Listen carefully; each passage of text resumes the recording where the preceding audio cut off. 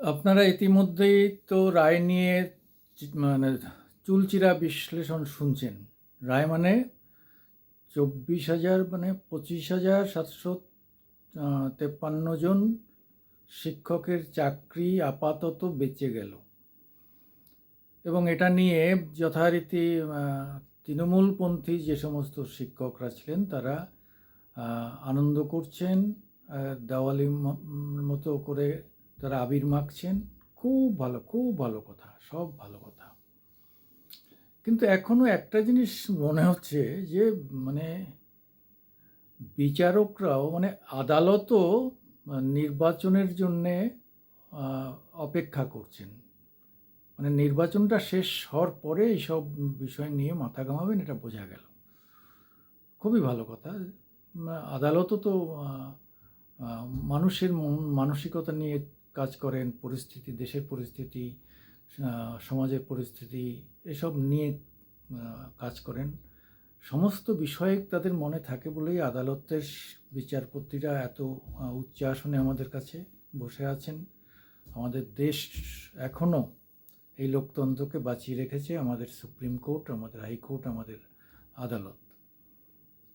সেই জায়গায় দাঁড়িয়ে আদালতের এই রায় পেয়ে অনেকে অনেক রকম বলছেন, কিন্তু একটা বিষয়ে খুব পরিষ্কার হয়ে গেল যে এই মুহূর্তে সিবিআই কিছু করবে না। মানে সাধারণত আমার অভিজ্ঞতা থেকে বলছি যে শীর্ষ আদালতে কোনো মামলা পেন্ডিং থাকলে অপেক্ষাকৃত নিম্ন আদালত খুব বেশি সেটা নিয়ে পার্সু করে না, খুব বেশি নড়াচড়া করে না। কারণ তারা জানে যে শীর্ষ আদালতের নজর রয়েছে সবসময়। কাজেই সমস্ত বিষয়টা তারা ভাবে যে ওখানে কি হবে, আমরা এমন একটা ডিসিশান নিলাম কিন্তু পরে দেখা গেল সেটা উল্টে গেল, তখন ওই আবার নিজেদের গিলতে হবে।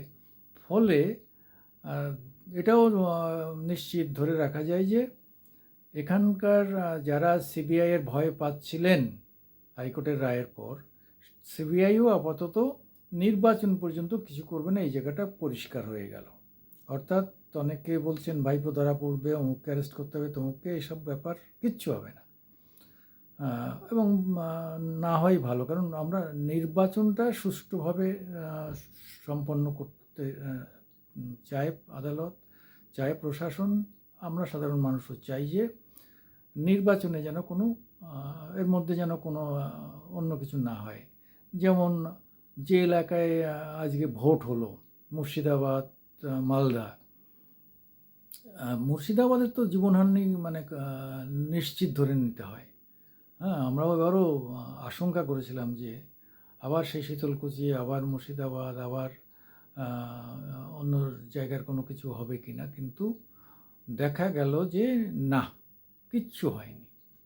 যা হয়েছে ওটা মানে যে কোনো ভোটে ওইটুকু গরম হয়, ওটা কোনো ব্যাপারই না, ওটাকে ধর্তব্যের মধ্যে ধরলে হবে না। আমরা একদম নিশ্চিত যে মোটামুটি ভোটটা নিরুপদ্রবে হচ্ছে।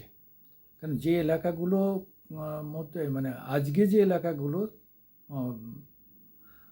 ভোট হলো, এই এলাকাগুলো কিন্তু খুবই খতরনাক এলাকা, ভালনারেবল এলাকা। এইসব জায়গায় সাম্প্রদায়িক বিন্যাসের মধ্যেও অনেক রকম হেরফের রয়েছে, যার ফলে এখানে কমিউনাল হারমোনিটা বজায় রাখা খুব কঠিন। সেটা বজায় থেকেছে, খুব ভালো হয়েছে, খুব ভালোভাবে এই ভোটটা হয়েছে বলে আমরা সবাই খুশি।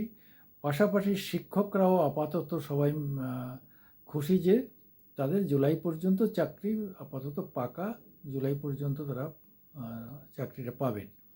এবার মুচলেকা দেওয়াটা একটা খুব টেকনিক্যাল জায়গা তৈরি হয়েছে, যেটা নিয়ে বারবার প্রশ্ন উঠছিল যে মানে হাইকোর্ট যখন বলেছিল যারা ইলিগাল চাকরি নিয়েছেন তাদের টাকা ফেরত দিতে হবে, এটা নিয়ে খুব তীব্র কথাবার্তা হচ্ছিল যে এটা কী করে হয়, এটা কখনোই ঠিক না।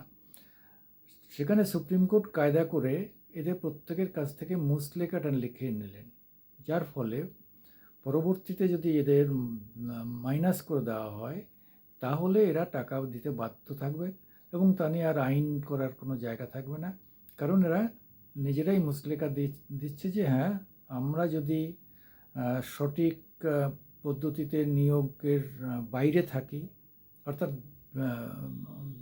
বেআইনিভাবে নিয়োগের বা অযোগ্য প্রমাণিত হই, তাহলে আমরা টাকা ফেরত দিতে বাধ্য থাকব।